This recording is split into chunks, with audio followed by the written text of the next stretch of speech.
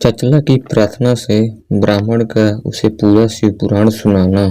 ब्राह्मण बोले, नारी, सौभाग्य की बात है कि भगवान शंकर की कृपा से शिव पुराण की इस वैराग्य युक्त कथा को सुनकर तुम्हें समय पर चेत हो गया है।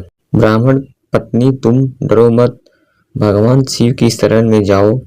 शिव की कृपा से सारा पाप तत्काल नष्ट हो जाता है। मैं तुमसे भगवान शिव की कीर्ति कथा से युक्त उस परम वस्तु का वर्णन करूंगा जिससे तुम्हें सदा सुख देने वाले उत्तम गति प्राप्त होगी। शिव की उत्तम कथा सुनने से ही तुम्हारी बुद्धि इस तरह पश्चाताप से युक्त एवं शुद्ध हो गई है, साथ ही तुम्हारे मन में विषयों के प्रति वैराग्य हो गया है। पश्चाताप ही पाप करने वाले पापियों के लिए सबसे बड़ा प्रायश्चित है। सत्पुरुषों ने सबके लिए पश्चाताप को ही समस्त पापों का शोधक बताया है।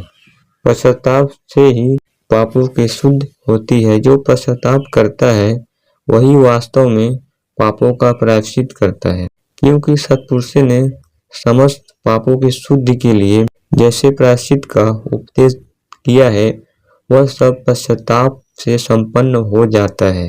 जो पुरुष विधि पूर्वक प्रायश्चित करके निर्भय हो जाता है पर अपने कुकर्म के लिए पश्चाताप नहीं करता, उसे प्रायः उत्तम गति नहीं प्राप्त होती, परंतु जिसे अपने कुकृत्य पर हार्दिक पश्चाताप होता है वह अवश्य उत्तम गति का भागी होता है, इसमें संशय नहीं है। इस शिव पुराण की कथा सुनने से जैसे चित्त शुद्धि होती है वैसे दूसरे उपायों से नहीं होती। जैसे दर्पण साफ करने पर निर्मल हो जाता है, उसी प्रकार इस शिव पुराण की कथा से चित्त अत्यंत शुद्ध हो जाता है, इसमें संशय नहीं है।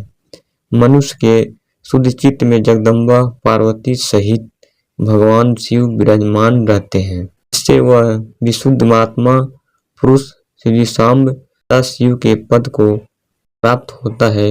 इस उत्तम कथा का श्रवण समस्त मनुष्यों के लिए कल्याण का बीज है।